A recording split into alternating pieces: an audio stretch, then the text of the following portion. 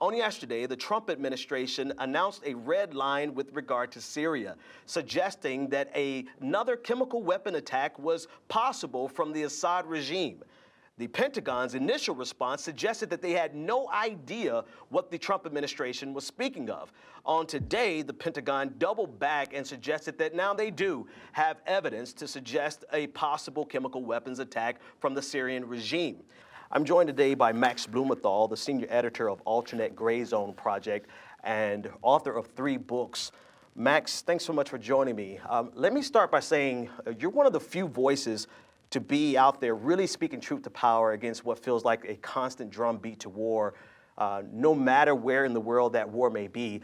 I want to ask you a couple of key questions here. Before we get into the recent headlines with President Trump, can you explain what's going on there just in terms of the big picture in Syria?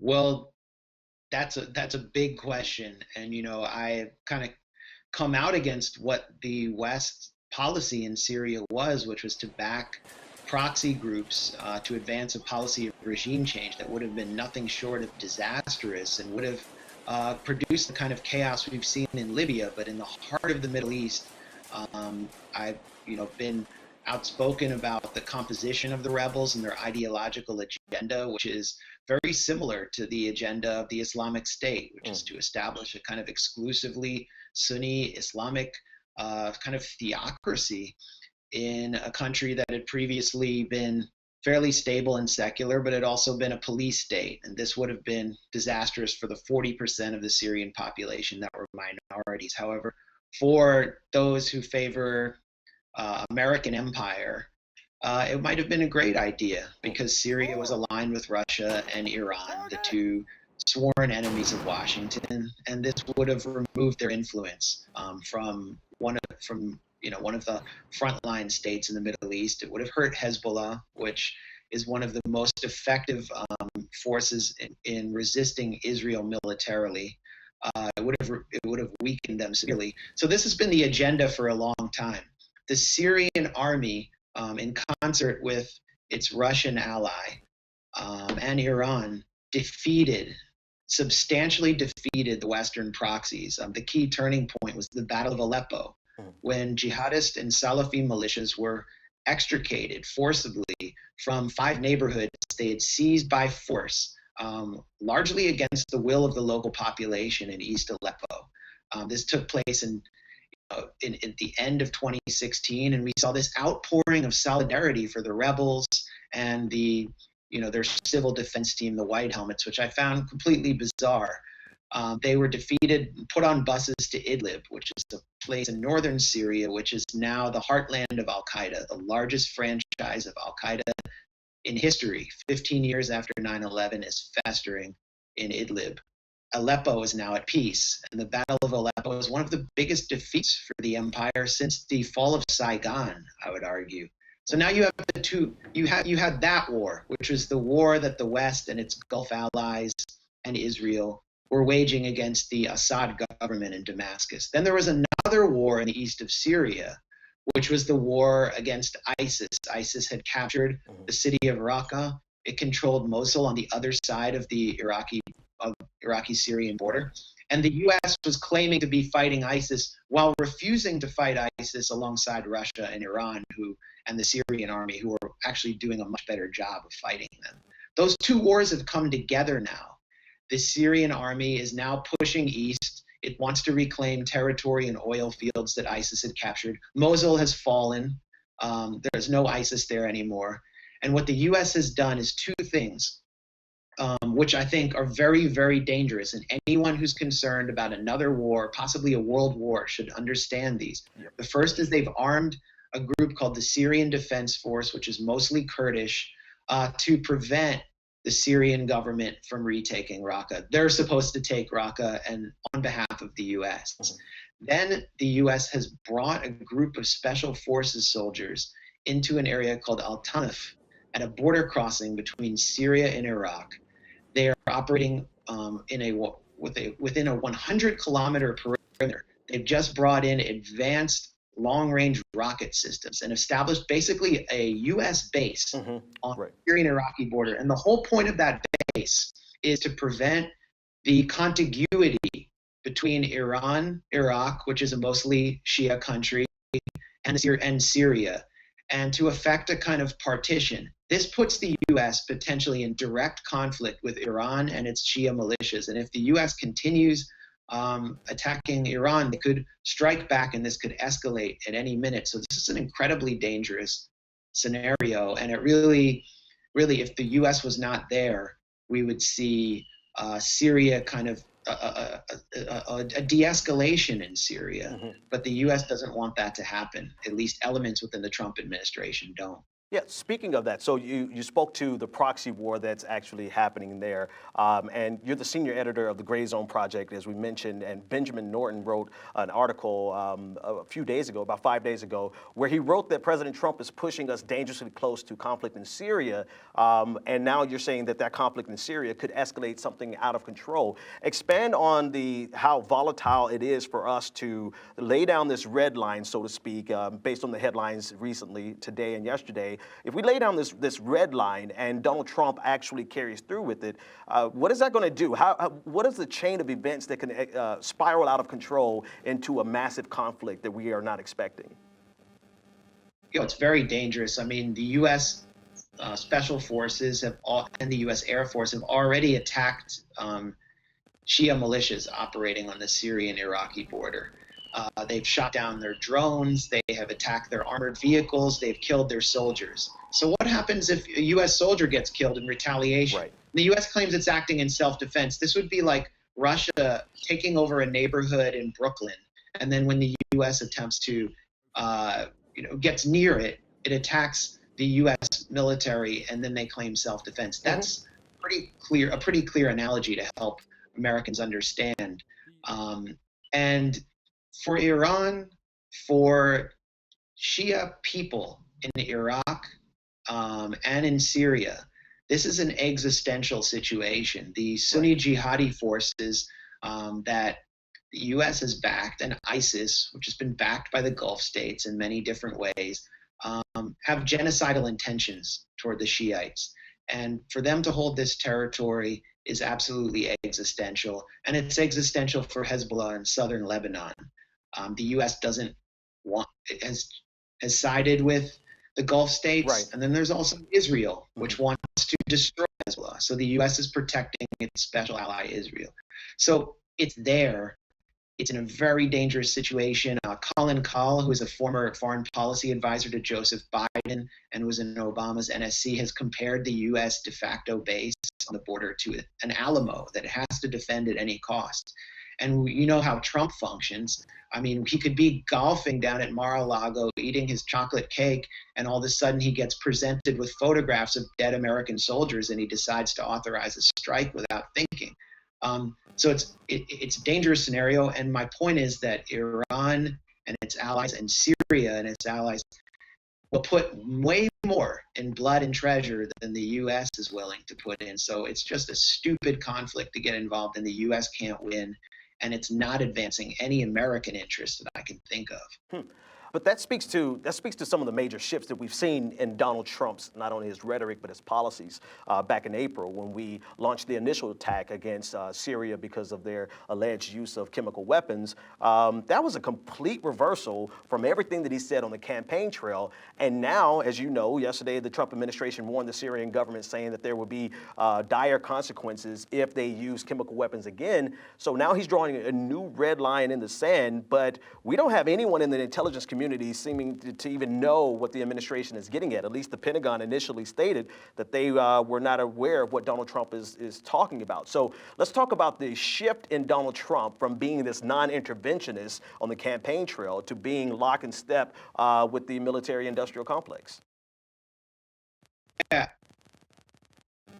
I think it really necessitates hours of discussion, but if I can try to make it brief, I mean, everyone should read Seymour Hersh's piece, which had to be published in Die Welt, a German paper, about the alleged chemical attack in Khan Sheikhoun in rebel-held territory in Syria and why Trump decided to authorize a military strike against the Syrian airbase. Because it really captures Trump pretty well and his thinking, or lack thereof. Um, by the way, that article couldn't be published in the London Review of Books because the editors there were too afraid of being accused of being Syrian or Russian puppets. So some really great, courage on their part.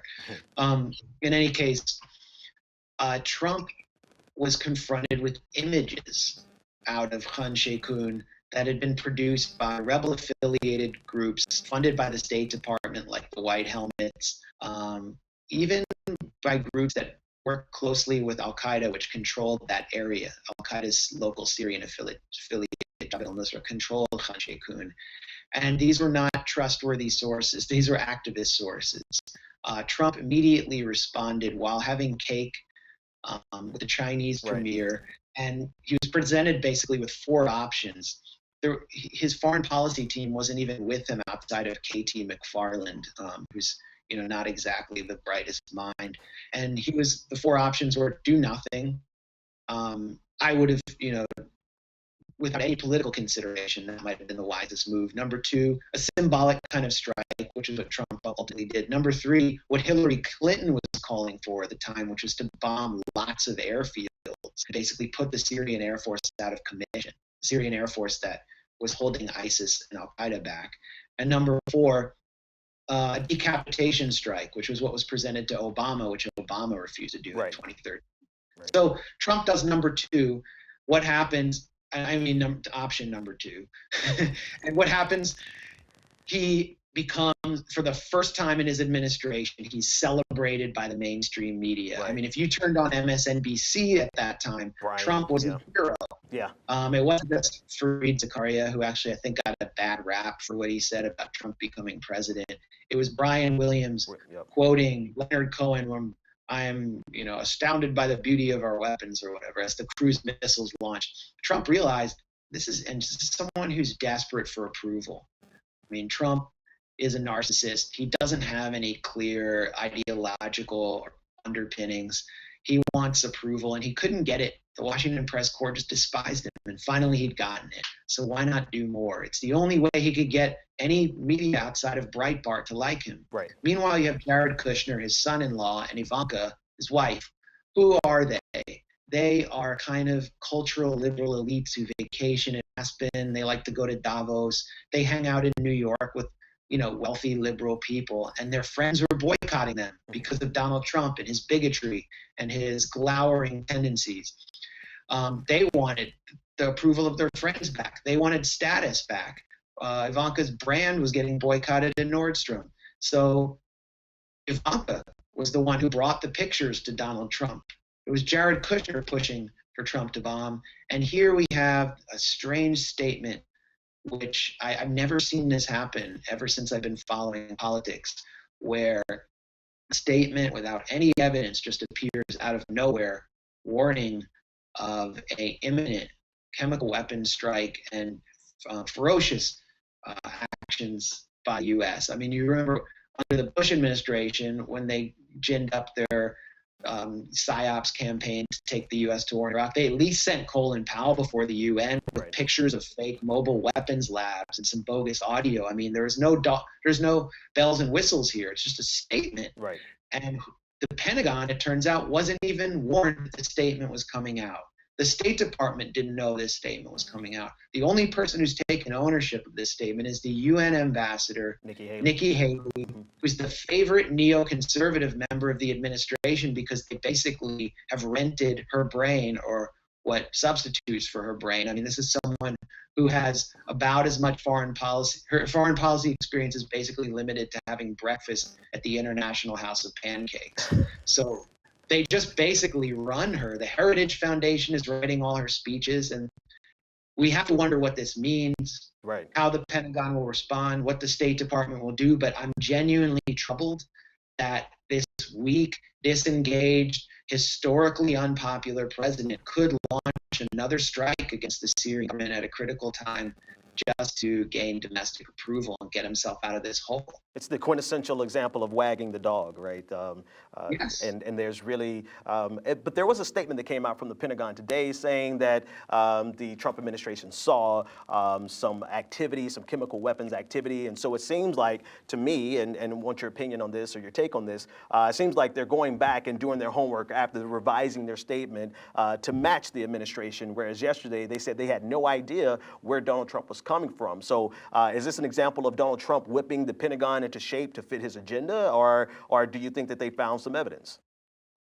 Well, I'll look at the evidence. At least show me some like fake mobile weapons labs.